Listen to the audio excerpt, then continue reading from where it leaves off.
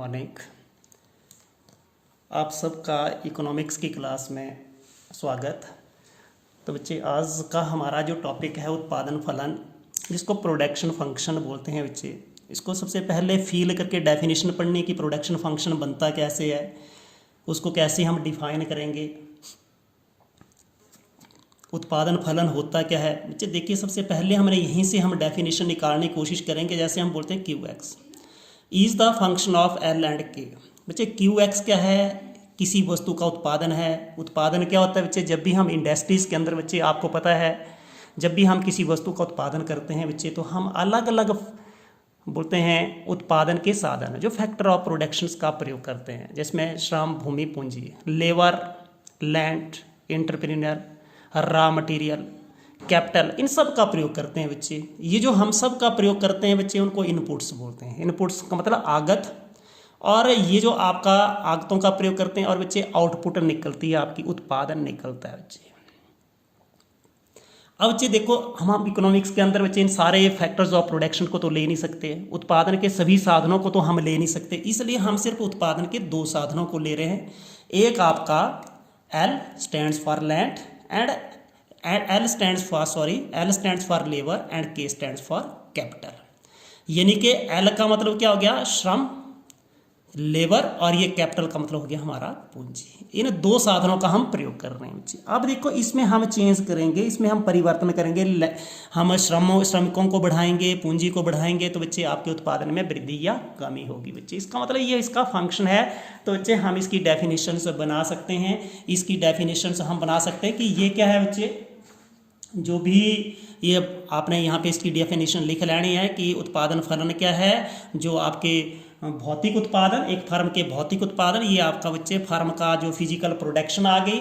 और दूसरा बच्चे, ये भौतिक कारक हैं बच्चे, जो फैक्टर्स ऑफ प्रोडक्शन के बीच में एक कैसा फलनात्मक संबंध है, उसको हम उत्पादन फलन बोलते हैं। अब डेफिनेशन बिल्कुल याद होगी कि एक फर्म के भौतिक उत्पादन तथा उत्पादन के भौतिक कारकों के बीच संबंध को उत्पादन फलन कहा जा सकता है। This is the functional relationship between the production and factors of production. ये किस किस के बीच में फंक्शनल रिलेशनशिप है? इंग्लिश के अंदर बहुत आसान होता है। ये आपका प्रोडक्शन है, और ये क्या है? These are the factors of production, उत्पादन के साधन। या सिंपल हम लिख सकते हैं कि उत्पादन और उत्पादन के साधनों के बीच फलनात्मक संबंध को हम क्या बोलते हैं? उत्पादन फलन। मेरे हिसाब से आपको याद होगी डेफिनेशन। क्यू एक्स क्या है बच्चे? आप इसको लिखेंगे, ये प्रोडक्शन है। एफ क्या है? फलन। एल स्टैंड्स फॉर लेबर, और के स्टैंड्स फॉर कैपिटल, पूंजी। और एल को हम बोलेंगे लेबर मीन्स श्रम। भौतिक, अब आपने लिख लिया बच्चे, भौतिक उत्पादन और भौतिक कारकों के बीच जो फलनात्मक संबंध है, उसको हम उत्पादन फलन बोलते हैं। ठीक है। अब बच्चे हम धीरे धीरे आगे बढ़ रहे हैं। और अल्पकाल के अंदर उत्पादन फलन क्या होता है बच्चे? अब आपने ध्यानपूर्वक सुनना है बच्चे। अल्पकाल की एक ऐसी अवधि होती है बच्चे, जिसके अंदर बच्चे सभी उत्पादन के सभी साधनों को हम नहीं बढ़ा सकते हैं बच्चे। इसके अंदर क्या होता है बच्चे? कुछ साधन ऐसे होते हैं जो शिथिल होते हैं, लेकिन फिर भी हमने अपने उत्पादन को बढ़ाना है। तो हम अपने उत्पादन को कैसे बढ़ाएंगे बच्चे? जो परिवर्तनशील साधन हैं, हमारे जो वेरिएबल फैक्टर्स हैं, उसको बढ़ा करके हम अपने उत्पादन को बढ़ा सकते हैं। जैसे बच्चे यहाँ पे देखिए, आपका ये फंक्शन, इसको बोल सकते हैं उत्पादन फलन है। ये एक जो है प्रोडक्शन फंक्शन है। ये फंक्शन क्या है? Is the function of L and के। एल आपको मैंने बताया लेबर, और के स्टैंड्स फॉर कैपिटल है बच्चे। अब देखिए, कैपिटल पूंजी तो आपकी शिथिल है बच्चे। अब आपने फिर भी उत्पादन को बढ़ाना है, तो कैसे बढ़ाएंगे बच्चे? ये लेबर यानी कि श्रमिकों की संख्या को बढ़ाएंगे। श्रमिकों को बढ़ाने से ही हम अपने उत्पादन को बढ़ा सकते हैं। जैसे मान लीजिए, आपने क्या कर दिया बच्चे, 5 श्रमिक की इकाइयाँ प्रयोग कर ली, और 4 आपने पूंजी की इकाइयाँ प्रयोग कर ली, मतलब 5 units of labour and 4 units of आपने कैपिटल के यूज़ कर लिए। तो आपकी प्रोडक्शन कितनी हो रही है? एक्स वस्तु की 40 इकाइयों का उत्पादन हो रहा है बच्चे। अब आप चाहे गेहूँ का उत्पादन ले लीजिए, कोई भी उत्पादन ले लीजिए, कि हम जनरल ले रहे हैं बच्चे इसमें। अब हमने उत्पादन को बढ़ाना है बच्चे, तो हम पूंजी को तो बढ़ा नहीं सकते बच्चे। हम क्या करेंगे बच्चे? हमने क्या कर दिया, ये श्रमिक जो थे वो 5 से बढ़ा करके हमने 6 कर दिया, तो उत्पादन 40 से बढ़ करके कितना हो गया? 45 इकाइयाँ हो गया बच्चे। अब यहाँ पे देखिए बच्चे, तो अल्पकाल क्या होता है बच्चे? अल्पकाल एक ऐसी अवधि होती है जिसमें उत्पादन के कुछ साधन शिथिल होते हैं, मतलब कांस्टेंट फैक्टर्स होते हैं। कुछ कैसे होते हैं? परिवर्तनशील होते हैं, वेरिएबल फैक्टर्स होते हैं। हमने अपने उत्पादन को बढ़ाना है बच्चे, if we want to increase the production, हमने उत्पादन को बढ़ाना है तो बच्चे हम जो परिवर्तनशील साधन है यानी कि वेरिएबल फैक्टर्स को बढ़ा करके ही हम क्या कर सकते हैं, अपने उत्पादन को बढ़ा सकते हैं बच्चे। अब यहाँ पे देखिए बच्चे, आपने एक चीज़ जरूर, एक और इसके बीच में कंसेप्ट ला रहा हूँ। यहाँ पे अनुपात कितना है, लेबर और हम दूसरा जो साधन यूज कर रहे हैं कैपिटल, श्रम और पूंजी। यहाँ पे 5 है और इधर 4, अनुपात क्या बन गया बच्चे, 5:4 रेशो ये बन गया। अब अगले में आपने 6 कर दिया और ये क्या कर दिया आपने 4। देखिए बच्चे यहाँ पे क्या हो रहा है बच्चे, अनुपात चेंज हो रहा है बच्चे, यानी कि प्रोपोर्शन में चेंज आ रही है, प्रोपोर्शन कांस्टेंट नहीं है। जैसे 5:4 और यहाँ पे 6 ये बोलेंगे तो इसको बोलते हैं असमान प्रकार का उत्पादन फलन। असमान अनुपात प्रकार का उत्पादन फलन, variable proportion type production function. यहाँ पे प्रोपोर्शन में क्या हो रही है बच्चे, देखिए पहली बार ये पहले केस में आपकी प्रोपोर्शन थी 5:4 और दूसरे में आपकी प्रोपोर्शन कितनी होगी बच्चे, यानी कि अनुपात कितना हो गया 6:4। तो इसको असमान अनुपात उत्पादन फलन, असमान अनुपात, अनुपात जो है वो असमान है, बराबर नहीं है, variable proportional type production function. मेरे हिसाब से आपको समझ आ गई है कि अल्पकाल के अंदर एक ही चीज़ याद रखनी है कि कुछ साधन कैसे होते हैं, शिथिल होते हैं, जैसे 4K यूज़ कर रहे हैं यहाँ पे, और कुछ साधन कैसे होते हैं, वेरिएबल होते हैं, परिवर्तनशील साधन होते हैं, और हमने अपने उत्पादन को बढ़ाना है तो बच्चे हम परिवर्तनशील साधन की अधिक इकाइयों का प्रयोग करके, when we will use more units of variable factors then we can increase the production. समझ आ गया होगा। अब हमारा जो दूसरा है बच्चे, दीर्घकाल के अंदर उत्पादन फलन, production function in long period. बच्चे आपने वैसे ही समझना बच्चे, जब भी हम बात करते हैं लॉन्ग पीरियड के अंदर बच्चे, तो लॉन्ग पीरियड के अंदर कोई भी साधन जो है वो शिथिल नहीं होता है बच्चे। No factor that is constant factor, कोई भी साधन शिथिल नहीं होता है बच्चे। इसलिए हम सभी साधनों में परिवर्तन करके, सभी साधनों में हम क्या कर सकते हैं बच्चे, चेंज करके या परिवर्तन करके अपने उत्पादन को बढ़ा सकते हैं बच्चे। यहाँ पे एक चीज़ ध्यान को सुनना है बच्चे, जैसे हमने 5 लेबर जैसे हमने पीछे किया, और ये हो गया बच्चे श्रम की इकाइयाँ, और ये पूंजी की इकाइयों का प्रयोग करके हमारी 40 उत्पादन या 40 इकाइयों का उत्पादन हो रहा है बच्चे। अब हमने क्या कर दिया बच्चे, 5 से 10 कर दिया, इधर भी हमने 4 से 8 कर दिया, ये हमने डबल कर दिया, ये भी डबल कर दिया, और आपका उत्पादन भी कितना हो गया, x इकाइयों का उत्पादन कितना हो गया, 80 इकाइयाँ 80 इकाइयाँ हो गया बच्चे। तो यहाँ पे बिल्कुल समझ आ गई कि दीर्घकाल के अंदर क्या होता है बच्चे, कोई भी साधन जो हमारा शिथिल नहीं होता है। सभी साधन कैसे होते हैं, परिवर्तनशील साधन होते हैं, इसलिए हम सभी साधनों में परिवर्तन करके अपने उत्पादन को बढ़ा सकते हैं। इसमें भी परिवर्तन कर दिया, इसमें भी परिवर्तन कर दिया, यहाँ पे उत्पादन में भी परिवर्तन हो गया, उत्पादन बढ़ गया। ठीक है, in longer period no factor of production that is constant, every factor that is variable, और variable if we will increase, ठीक है, उसके जो फैक्टर्स, देन आपकी production that will be also increased. और यहाँ पे एक चीज़ और देखिए बच्चे, यहाँ पे आप देखिए लेबर थी आपकी और यहाँ पे कैपिटल थी बच्चे, यहाँ पे 5 और ये 4, तो अनुपात कितना हो गया, रेशो 5। यहाँ पे देखिए 10 और यहाँ पे 8 आपने उसका यूज़ कर लिया, तो ये देखिए 5:10 4:8, तो यहाँ पे अनुपात कितना है बच्चे, 5:4। ठीक है, और यहाँ पे अब हम वैसे 20 कर दें, जैसे मान लीजिए यहाँ पे आपने 15 कर दिए, या जैसे 5 से 10 कर दिए, 4 से 8 कर दिए, इसका तिगुना कर दीजिए 15, और इसका 4 यहाँ पे कितना हो जाएगा, ये 4 × 12 कर दिया बच्चे, तो फिर ये 5 × 15 और 4 × 12, रेशो कितना रहेगा 5:4।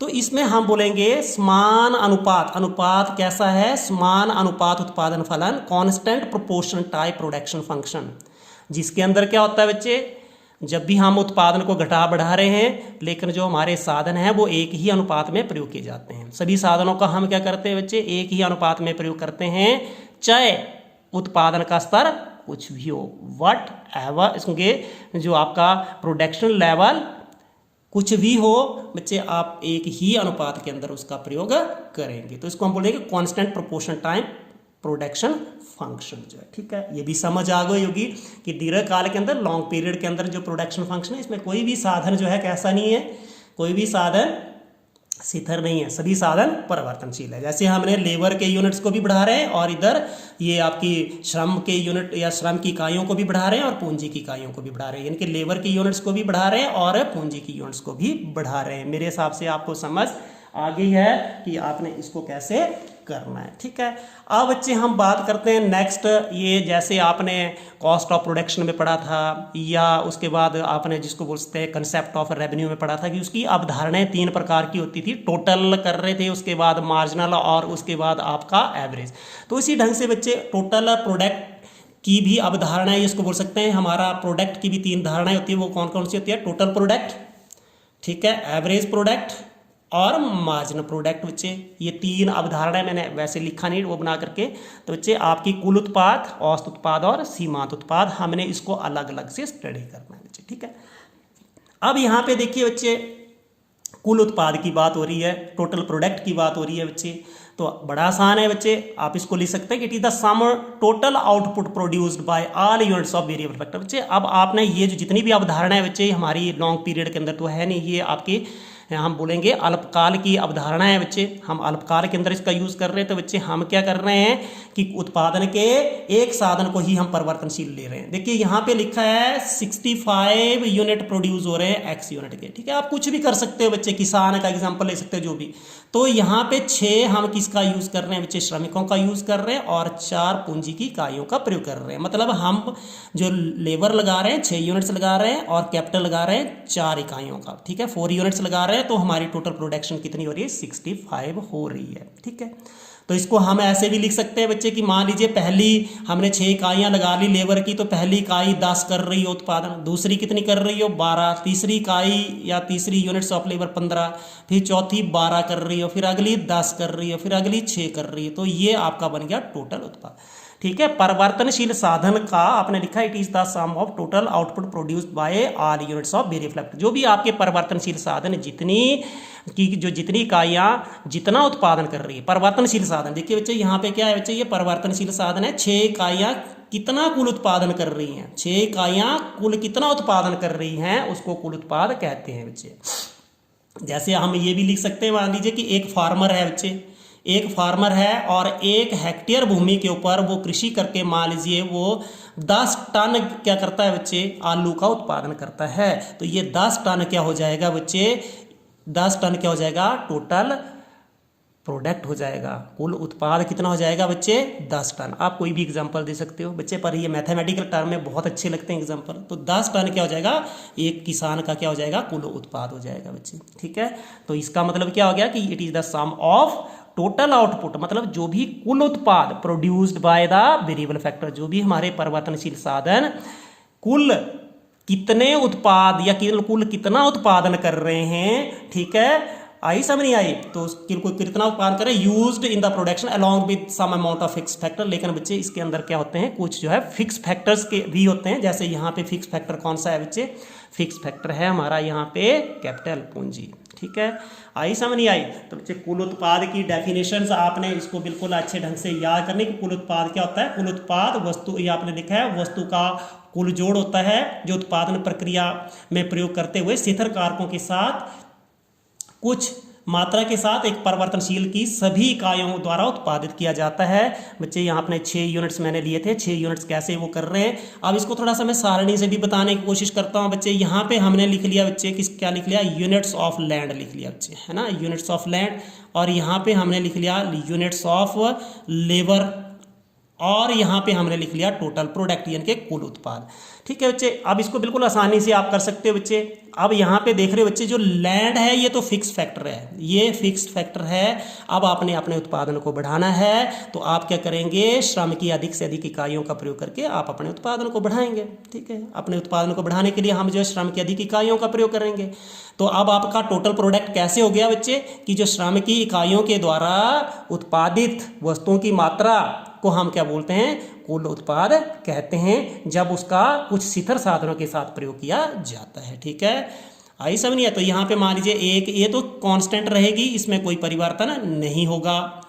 और यहाँ पे आप लेबर बढ़ा रहे हैं, एक श्रमिक लगा दिया, अब दूसरा मजदूर लगा दिया, तीसरा लगा दिया, चौथा लगा दिया, पांचवा लगा दिया, छठा लगा दिया, सातवां लगा दिया।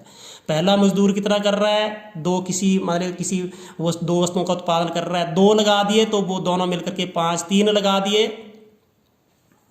ठीक है, तो ये आपका 9 हो गया, 4 लगा दिए तो 11 हो गया, 5 लगा दिए 12, अब छठा लगा दिए तो फिर 12 रह गया और 11।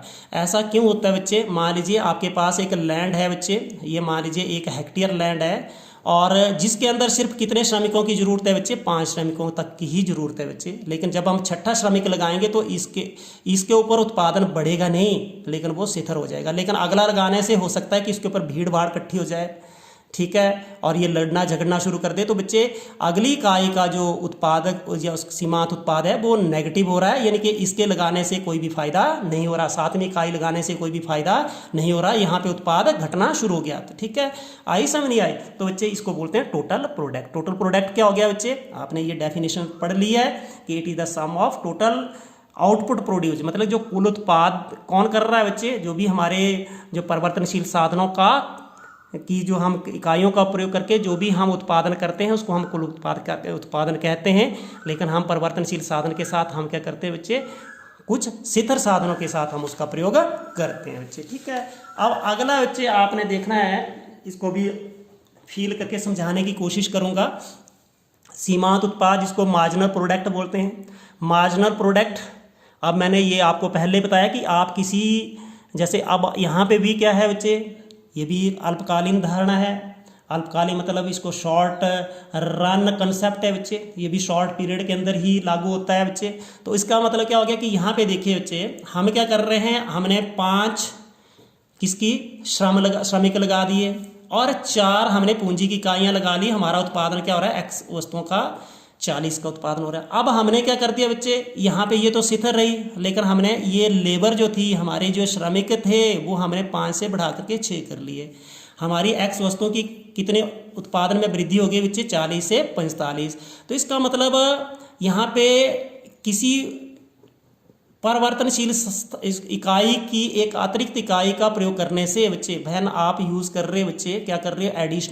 एडिशनल यूनिट ऑफ लेबर या वेरिएबल फैक्टर का एक एडिशनल यूनिट का यूज़ कर रहे हो बच्चे, उसका प्रयोग कर रहे हैं। तो आपके टोटल उसके अंदर कितना फर्क आ रहा है बच्चे? 5x अतिरिक्त इकाइयों का उत्पादन हो रहा है, इसलिए यहाँ पे सीमांत उत्पाद कितना हो जाएगा? 5x। इसको मैं बड़ी डिटेल के साथ भी कराने की कोशिश करूँगा बच्चे।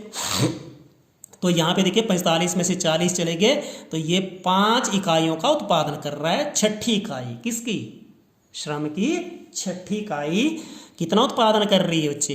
X की 5 इकाइयों का उत्पादन कर रही है। तो यहाँ से तो डेफिनेशन बिल्कुल आसान हो गई कि हम क्या करते हैं? परिवर्तनशील साधन की अतिरिक्त इकाई का प्रयोग करने से आपके कुल उत्पाद में जो अंतर आता है उसको हम सीमांत उत्पाद बोलते हैं, ठीक है। When we use 1 additional unit of जो है वो variable factors, there is the change in total output, जो change but will be the change in the total output, that is the marginal product.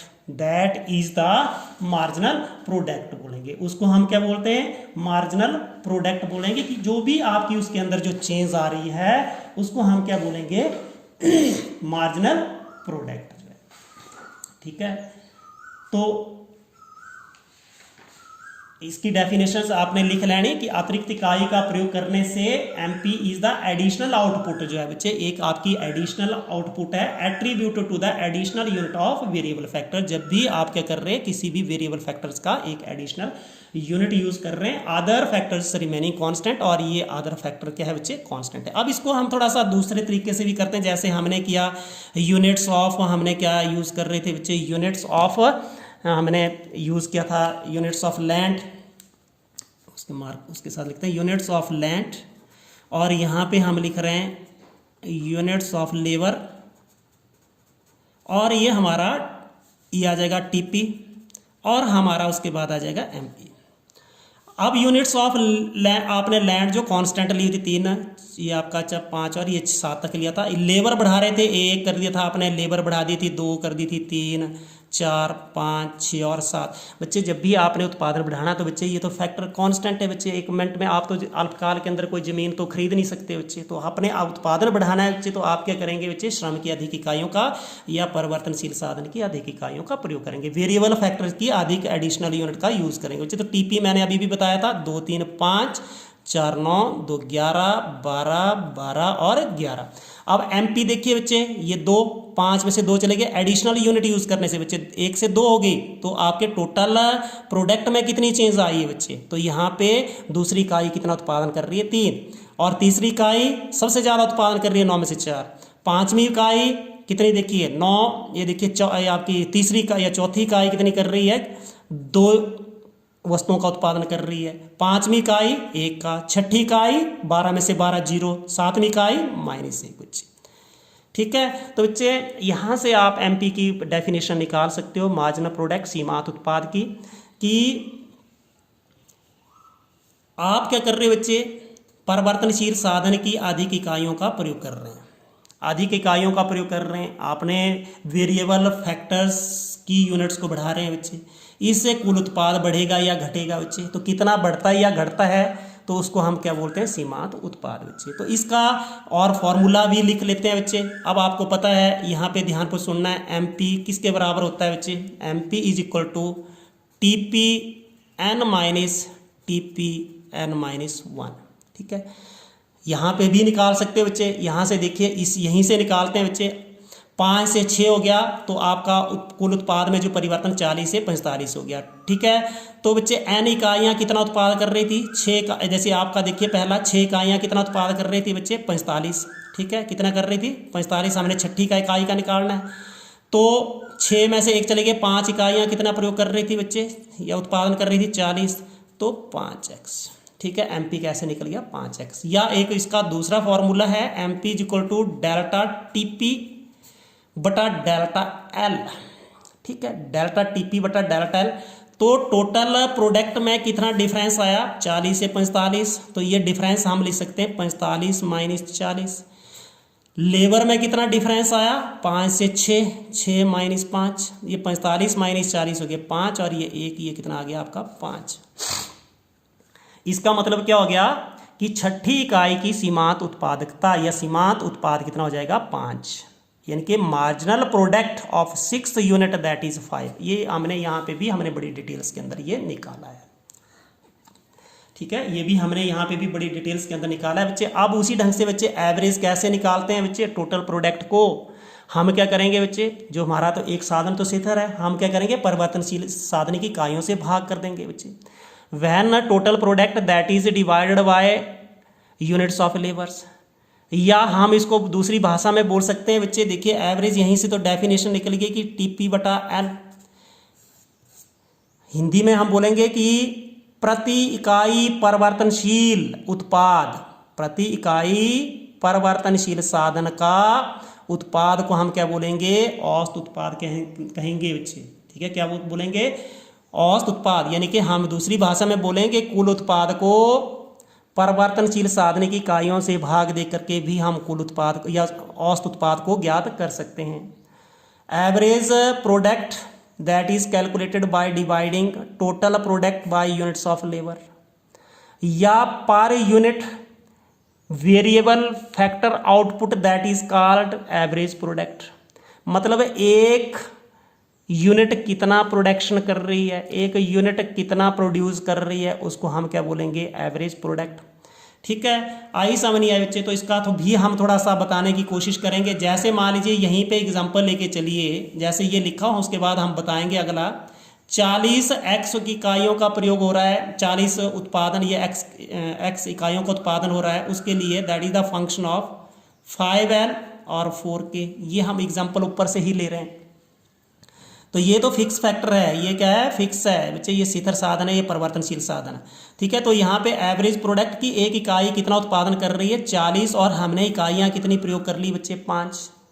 ये यानी कि एक इकाई कितना कर रही है, कितने x के यूनिट बना रही है, x वस्तु का कितना उत्पादन कर रही है, 8 इकाइयों का उत्पादन कर रही है। तो यहीं से तो डेफिनेशन बन रही है कि प्रति इकाई परिवर्तनशील साधन का प्रति इकाई उत्पाद, उसको औसत उत्पाद बोलते हैं।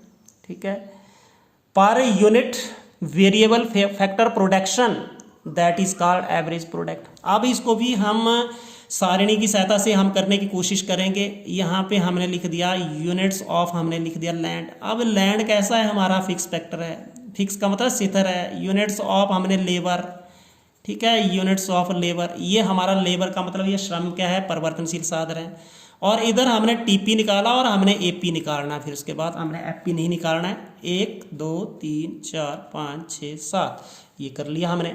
यूनिट ऑफ लेबर, क्योंकि हमने उत्पादन बढ़ाना है, हमने परिवर्तनशील साधन की इकाइयों को बढ़ाना है। 1 2 3 4 5 6 7 इकाइयों का प्रयोग कर रहे हैं हम। ठीक है, तो इससे क्या है, मैंने अभी भी पहले बताया था क्या होता है, 2 3 5 याद रखना है, 4 9 2 11 12 12 और ये 11। अब एपी देखिए बच्चे, एपी कैसे निकालते हैं, मैंने बोला टीपी को किससे भाग कर दो, श्रमिक इकाइयों से भाग कर दो, क्योंकि परिवर्तनशील साधन का प्रति इकाई उत्पादन कि एक इकाई कितना उत्पादन कर रही है, तो यहाँ पे 2/1 2 आएगा। 5/2 करेंगे, 5 को 2 से भाग करेंगे तो 2:5। 9 को 3 से भाग करेंगे तो यहाँ पे कितना आ गया, 3। यहाँ पे 3 इकाइयों ने 9 उत्पाद कर लिया, तो एक इकाई कितना उत्पादन कर रही है, 3 इकाइयों का। 11 भाग डिवाइड बाय 4, 4 ने 8, 3 11, 7 चौके 28, 2 30, ये 2.75 हो गया। 12 डिवाइडेड बाय 5, ये लिखने की जरूरत नहीं, पर लिखना ना आपने, 5 10 2 12, ये सीधा ही लिखना चाहिए रिजल्ट आपको, ये बीच में डिवीजन वगैरह नहीं लगानी, बड़ी क्लास है। अब 12 भाग 6 तो कितना आएगा, ये आपका यानी कि 6 इकाइयाँ 12 उत्पादन कर रही, तो एक इकाई कितना कर रही है बच्चे, 2 कर रही है। अगले वाला देखिए 11 डिवाइड बाय 7, तो 7 = 7, 4 11, 7 × 35, 5 40, 7 से 49, ऐसे करके आपका ये आएगा। ठीक है, तो बच्चे यहाँ पे आपको थोड़ा सा ट्रेंड देखने को मिल रहा है कि टीपी बच्चे यहाँ तक बढ़ रहा है, टीपी पहले यहाँ तक बढ़ रहा है, यहाँ पे शिथिल हो गया, उसके बाद घटना शुरू हो गया। लेकिन बच्चे आगे एपी का एक थोड़ा सा ट्रेंड देखिए, 2 2.5 3 यहाँ तक बढ़ा, यहाँ तक बढ़ रहा है, फिर उसके बाद बच्चे यहाँ से आगे घटना शुरू हो गया। लेकिन देखिए बच्चे एमपी का ट्रेंड देखना बच्चे आपने, देखिए यहाँ तक बढ़ रहा था बच्चे, 3 इकाइयों तक बढ़ रहा है, फिर यहाँ तक घट रहा है, यहाँ तक कितने तक घट रहा है, 6 इकाइयों तक ये घट रहा है श्रम की। उसके बाद ये कैसा हो गया, ऋणात्मक बच्चे, तो ये हम अगले उसके अंदर पढ़ाएंगे कि यहाँ तक क्या बच्चे आपको सभी देखो बच्चे, यहाँ तक सब बढ़ रहे थे बच्चे 3 इकाइयों तक। कौन कौन से, आपके एपी भी बढ़ रहा था, टीपी भी बढ़ रहा था, एमपी, इसको बोलते हैं साधन के बढ़ते प्रतिफल, increasing returns to the factor. उसके बाद बच्चे यहाँ से यहाँ तक घट रहे हैं, आपका एमपी भी घट रहा है और एपी भी घटता है बच्चे यहाँ तक 6 इकाइयों तक। Diminishing return to the factor, साधन के घटते प्रतिफल। और अगले वाले में बच्चे यहाँ पे देखिए ये ऋणात्मक हो जाता है क्या, एमपी, ये अगले उसमें करेंगे, लेकिन थोड़ा सा मैं एडिशनल नॉलेज आपको दे रहा हूँ। यहाँ पे ऋणात्मक हो गया तो हम क्या बोलेंगे, negative returns to the factor, negative returns to the factors, साधन के ऋणात्मक प्रतिफल जो है। ठीक है, आपको वीडियो अच्छा लगा, like share and subscribe, feel करके पढ़ने की कोशिश करनी है, इकोनॉमिक्स को समझना है। कंसेप्ट आप बुक से कहीं से भी कर सकते हो, but the factor that should, इसको जो आपका कंसेप्ट है that should be clear to you. मैंने आपको बताया कि अल्पकाल के अंदर क्या होता है, अल्पकाल के अंदर एक जो आपने एक फैक्टर को वेरिएबल लेके चलना है, बाकी जो आपने एक फैक्टर को कांस्टेंट लेके चलना, एक साधन को आपने क्या लेके चलना, उत्पादन के कांस्टेंट मतलब समान लेके चलना है। ठीक है, थैंक यू। और यदि आपको वीडियो अच्छी लगी, लाइक शेयर एंड सब्सक्राइब।